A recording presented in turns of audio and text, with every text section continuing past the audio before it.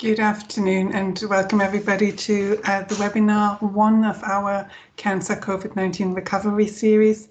Today we'll be talking about starting your demand and capacity journey. With me today are Ash Mohanty. Both Ash and I, we work in the demand and capacity team at NHS England and NHS Improvement. And with us today are Ben Douglas and Sarah Cooper from the Elective Care Improvement Support team. And Sarah also supports the Transforming Cancer Services team for London. Today is the first webinar of our series, Starting Your Demand and Capacity Journey. Join us next week for an update on how to use the core model to achieve the faster diagnosis standard target. Join us for the week after to hear more about waiting list sizes and best practice cancer pathways, and join us in the final week to hear more about rapid modelling of endoscopy service support service recovery. And now, without further ado, I will hand you over to Sarah. Sarah, over to you. Thanks, Sandra. So thinking about my own demand and capacity learning journey, which I'm still on and probably will be for a long time, it reminded me of baking bread during lockdown. So the expectations need to be really clear. And I think it's really important to know why you are modelling demand and capacity for your service and what you want to get out of it at the end. So are you doing it because everyone else is? So lockdown bread making. Have you been told to do it, but you're not sure why or who to get involved or how?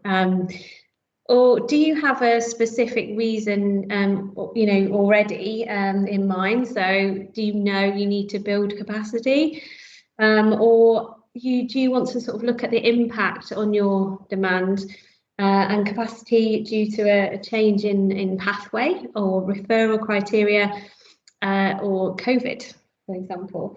And also, are you looking more at sustainability and transformation? Are you coming at it from a strategic angle and want to model scenarios to see the impact of something like a diagnostic hub? Because that will sort of significantly change your demand, waiting list size and backlog, and you'd have to review your capacity as well. And do you know what you need before you start your demand and capacity modelling? So you kind of thought about why, but what do you need? So having a clear understanding of the data requirement, the data specification is really, really helpful. And have you got the data? Is it extractable? But also, have you got the resources to extract the data in the business intelligence informatics teams, and the operational teams to kind of look at the booking templates and are they accurate to reflect the available capacity that needs to go into the model. So you need to kind of have that carve out that time in the those teams as well to kind of get it right in the beginning. So I think before any kind of on-site visits or meetings with stakeholders or putting anything into the model, you need to kind of have these clear understandings of the data spec. So this is really similar, I think, to my bread making. So I wanted to make bread and I knew why, because it would be really tasty and we'd enjoy it, be part of our lunch or tea or whatever.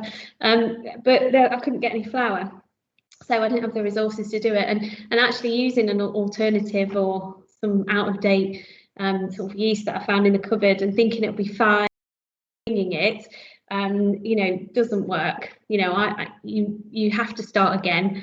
You have to unpick what was it that went wrong, and this wasted quite a lot of time and energy. So the more planning and the more understanding and checking, about the data and the resources in the beginning, the better. So a clear understanding of the expectations is very important to start with. So Next, I think the investment and engagement in the capacity and capability to support the demand and capacity modelling is extremely worthwhile. So the carving out that time that's spent on the planning and the sense checking and really understanding your service and the data and the outputs will give you the detail around the service and to support what you intended to do. Again, it's very much like bread baking during lockdown, planning it and checking it, following the instructions and the recipe. You'll be rewarded and with some bread that will taste good. And the satisfaction of it, achieving what you intended to do, and then you can put the smug photograph on social media. And lastly, just take the pressure off. The bread wasn't right first time. It was awful, actually. So your modelling will be wrong if first time or 10th time you do it. It's something that needs to be checked and checked again.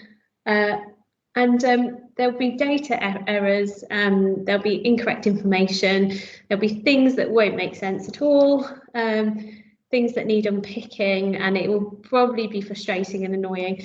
But if you persevere, reach out for help, with the signposting that we've got as part of these webinars, then and trust in the end product, you'll be okay. And like the lockdown bread, the more times you do it, the better, easier it gets, and the more confident you become. And you can apply this to other services, and also perhaps on a bigger scale. And it could be divisional or trust-wide or even sector-wide. So I'm not sure what Poor Hollywood would say about my bread, but I feel I delivered what I set out to do. I understood why I was doing it. I made sure I had what I needed, and we were rewarded with an end product. So in the fourth session, a colleague from the South East London Cancer Alliance is talking about rapid endoscopy recovery and a more sustainability and transformational work, and going through the more technical side of the modelling, and touching on the top tips mentioned in this session. Thank you.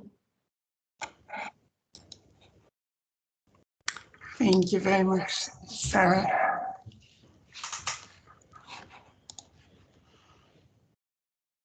So I will briefly talk to you about my top tips for starting your demand and capacity journey. There are 3 points for me, really. So one is about actually understanding the service you want to model. The second one is understanding some of the technical assumptions or calculations that are made as part of demand and capacity modelling, and there aren't that many, so just a few of them. And then my final tip is about look what has been done elsewhere. Talking about the first one, understanding the service you want to model, you might actually think now, okay, well I know the service that I want to model. Okay, and you might do. And the next question then is, do you understand the different steps that patients go through in that particular pathway? So when are they receiving services? When do they interact with clinicians? And what is that step-by-step pathway? And you might even say, yeah, I think I know pretty well. But the question then for me is, would everyone else agree with you? And I just want to read you a poem or a short saying from Mark Twain. It ain't what you don't know that gets you into trouble. It's what you know for sure that it just ain't so. So the question is, when you talk to the clinicians in the organisation, talk to the admin team, service manager, do they actually, information analysts, do they all agree with your pathway or the way you see your pathway? Because my experience is that people actually view pathways very differently, but that's because we tend to see different elements of the pathway. So for me, my recommendation would be start with a pathway mapping. For those of you who are trained in CUSA, this will be familiar, just the basic steps from me around of pathway mapping. So you first need to define a start point, you define an end point, and then you kind of do a high level mapping of steps between those 2 points. And it's usually better in the beginning to stick to the high level steps, and you can always go into detail later. And then a second point is to actually have perhaps a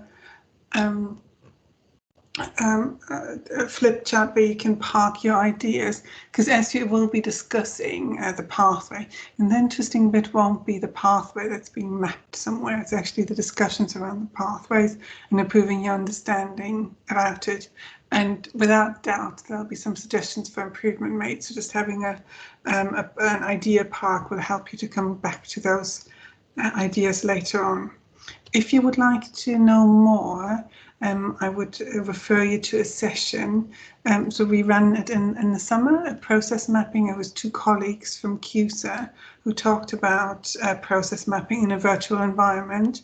And if you would like to hear from Susie and Kathy, have a look on our Future NHS website. The link is there for you. Moving on about improving your knowledge. If you have 40 minutes time, have a look at a webinar that we delivered again as part of our summer series, where we talk you through some of the fundamentals in department and capacity modelling. And there aren't that many. There are percentiles, there are ideal waiting list sizes, and they're the use of SPC charts. And if you look at the webinar, you'll hear about all 3 of those. The second suggestion I have a look at the core model. We've divided into separate parts, so it's available as a playlist on our website. And have a look, and it's not that complicated, but it's a lot of information to take in. So if it's the first time you're looking at it, you might want to look at it more than once, and that's fine. And also have a look at the webinar for next week, where you'll see a demonstration of the core model. And finally, if you have a bit more time, at 90 minutes, there's an online training, Introduction to Demand and Capacity Modelling, available on our website. And again, the link is there for you. The final point for me is have a look at what's been done elsewhere. On our Future NHS site, there are a number of case studies available, and I just would like to highlight 3 for you. The number 1 is from Joseph Tensley from Sheffield Teaching Hospital, who spoke about his diagnostic service modelling he did as part of the COVID-19 recovery. The next one is by Jane Chambers from Kettering Hospital, and I would recommend for you to have a look at it. Jane was working in cancer services at the time, and she's talking about how she changed some of the language she used when engaging internal colleagues. So for example, in modelling terms, we often talk about slots or minutes, and she actually said she changed her language and talked about patience, and you can hear about the impact that had on her engagement internally to get colleagues on board with demand and capacity modelling. And finally, have a look at a presentation by David Ianson. Sarah has just mentioned him. You'll meet him again in week 4 of this series. And this is some of the earlier work he did around DNC analysis of endoscopy units across the region, across London. So have a look, it's there for you to look at. That's it from me, and I'll be handing you over to Ash now. Ash, over to you.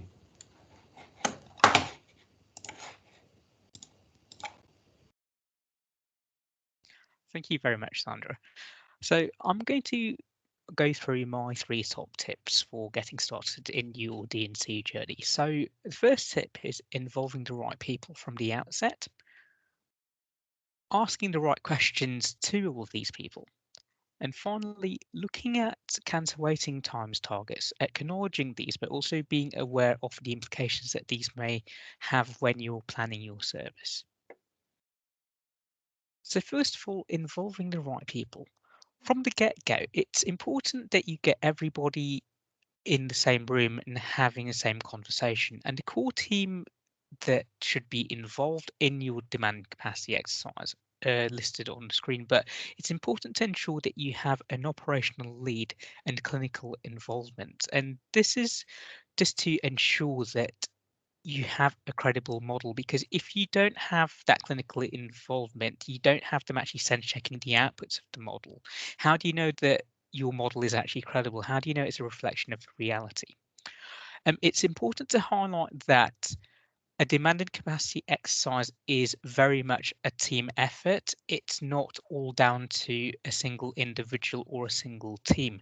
So yes, whilst you will require support from a number of different teams, for example, informatics or analytics, in actually pulling out the demand data and possibly populating the model itself, um, operational colleagues in validating the capacity, clinical colleagues, and actually ensuring that we've actually taken everything into account and what we are doing is reflective of our service.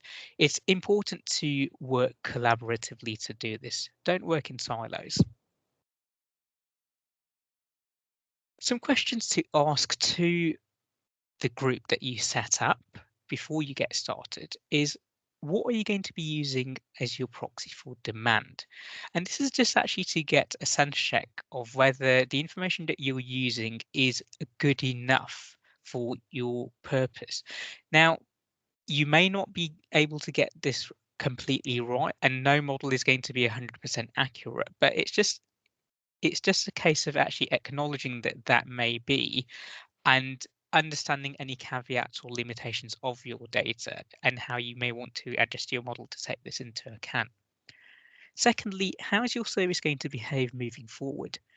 Now, we use historic demand to predict how your service may behave in the future, but it's important to be mindful of any changes that may occur or have indeed occurred since you actually populated that model, and how you may want to account for changes to either your demand moving forward or your available capacity.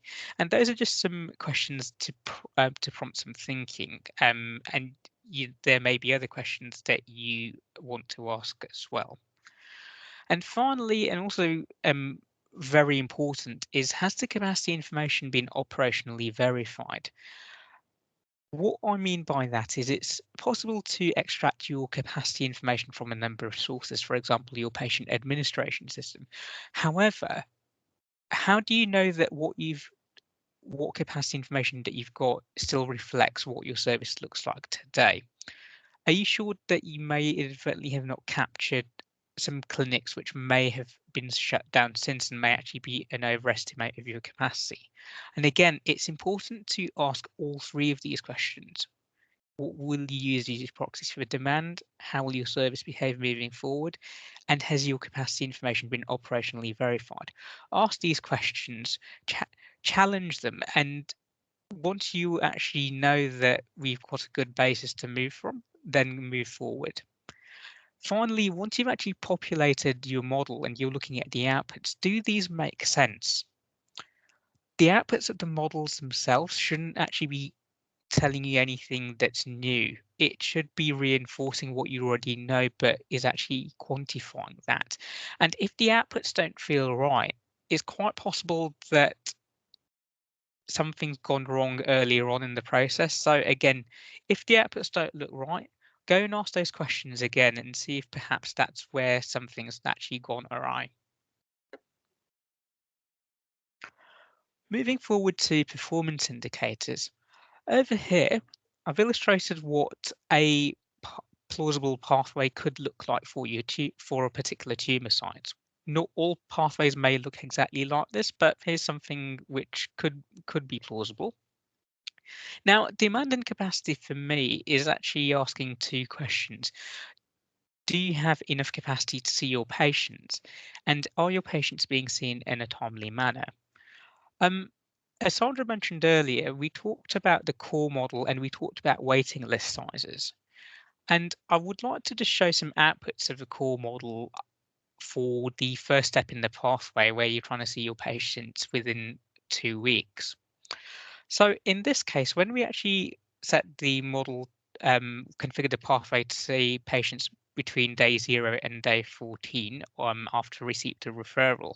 What the model does is actually calculates what your sustainable waiting list size is based on that information, which is highlighted with the green area in the chart here.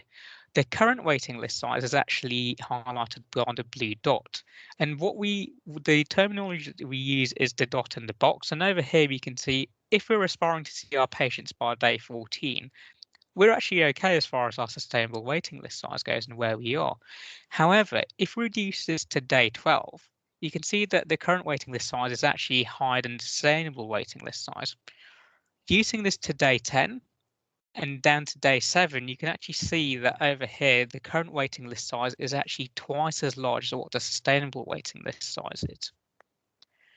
And the take-home message from that really is it's easier to save time at the start of the pathway rather than trying to speed up diagnostics or treatment. And any time saved at the start of the pathway translates later down the chain, so to speak.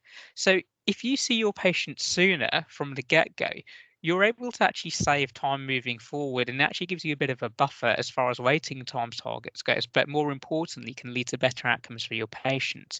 And the time gained from actually seeing your patients at day 10 or day 7 is actually highlighted here and what effect that has down the chain. So to summarize, when we're actually looking at demand and capacity, we don't work in terms of averages, we work in terms of percentiles. And some of the links that Sandra mentioned earlier will talk into this in more detail. But working on the same analogy, waiting time target should not be used as a backstop. Should not be used as an aspiration. They should be considered a backstop, and we should be trying to see patients sooner rather than later.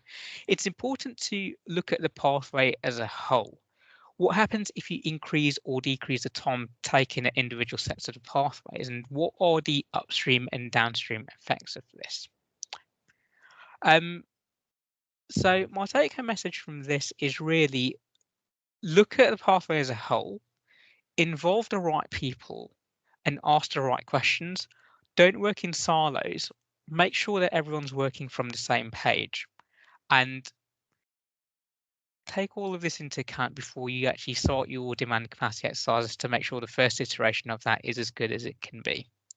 So I am now going to hand over to Ben.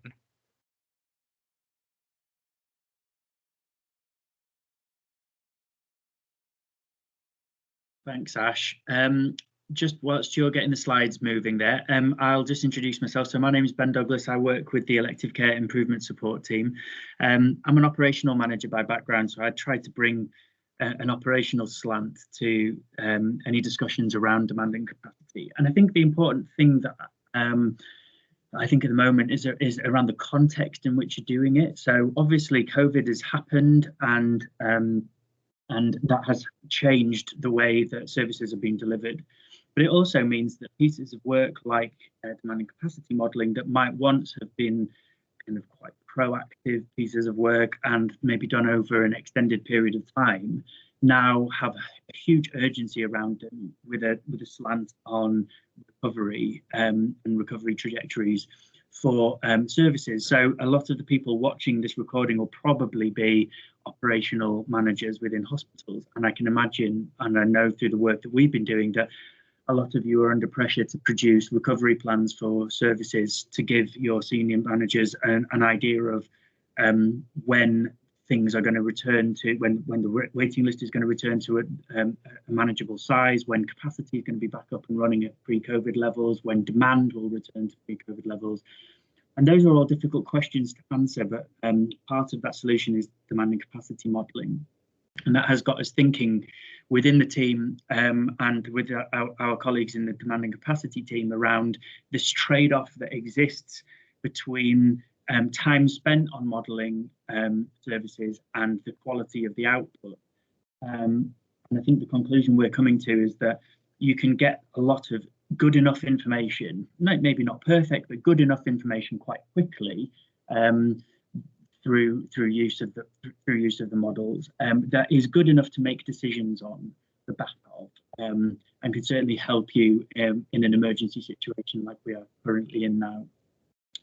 But moving on to my top tips for the actual modelling process itself, I think the first one to think about is to decide on a currency. So the core model that we'll be going through next week and in the subsequent sessions allows you to measure your service through a number of different currencies. And I think it's worth spending a bit of time thinking about those in advance. So one of them could be for minutes, one of them could be patients, slots, or if you're doing endoscopy, that could even be points. And I'll be doing a session in a couple of weeks' time that's going to be focusing around diagnostics, and we'll be looking at those models, and they count services in minutes. So think about the service that you're wanting to model, and think about the currency in advance that you would want to use to measure it.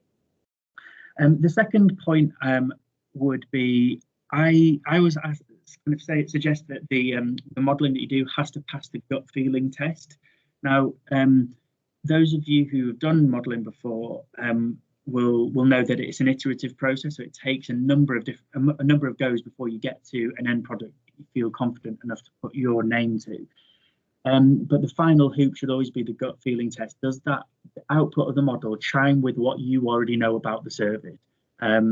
And does it feel like it represents what you believe is going on? And that is often a very powerful kind of quality control right at the end of the process. So do have some faith and confidence in your gut feelings when it comes to what the model is telling you. And the final one is make sure that you're comparing apples with apples. And what I really mean by this is decide what is in and what is out. When you get into the complexities of modelling a service, particularly thinking about cancer services, that often means that you're modelling diagnostics as well. You might want to think about what is in and what is out. There will be things that you want to disclude from the process. So, for example, I've just been working with a trust recently, and they've been modelling some their MR capacity, and there are some parts of that service that they did not want to include in the modelling. So, for example, they have an MRI scanner that's a cath lab where patients might transition between the two throughout the course of quite a long period of time, quite a long procedure. And it stood to reason to remove that capacity from the demanding capacity modelling, because essentially it would be a 4-hour slot for one patient, and it's very non-representative of the normal demanding capacity going through that service. So that's just one. There are millions of examples of things like that you might want to have some discussions about whether they're in or out. But the key point here is less about whether something's in or out of the process, more that if you remove it from the demand, you also need to remove it from the capacity and vice versa. So if it's in, it needs to be in both, and if it's out, then it needs to be out of both. And that can save you quite a lot of time in going back later on and trying to work out why there's a mismatch between your demand and capacity that you can't explain. The other thing I'd say about that is there will be a number of these that you might come across during the process of modelling something. And it's very important to make sure that those decisions that you've made are noted down. Often when people do demanding capacity modelling, they'll come back to that model in 6 months or 12 months time. And if you haven't written down what's included and what's excluded, I can guarantee in 12 months time you won't remember. And believe me, I've learned that lesson the hard way. So make sure that those decisions are noted down. And that's it. So those are my 3 top tips. So I'll hand you back to Sandra. Thank you very much, Ben. So that leaves me to say thank you very much for your time today. Have a look at our website where all of our models and training materials are published. Do sign up to our bulletin if you would like to, so whenever we offer new training or we publish a new model or we publish anything, we will announce it in the bulletin. Have a look on our Future NHS site. If you want to have a look at case studies, there are lots of different examples of where organisations have applied our demand and capacity models. You can just have a look at what your colleagues have been done, or follow us on Twitter if you would like to. So thank you very much for your time, and I hope to see you in one of our future training sessions. Thank you.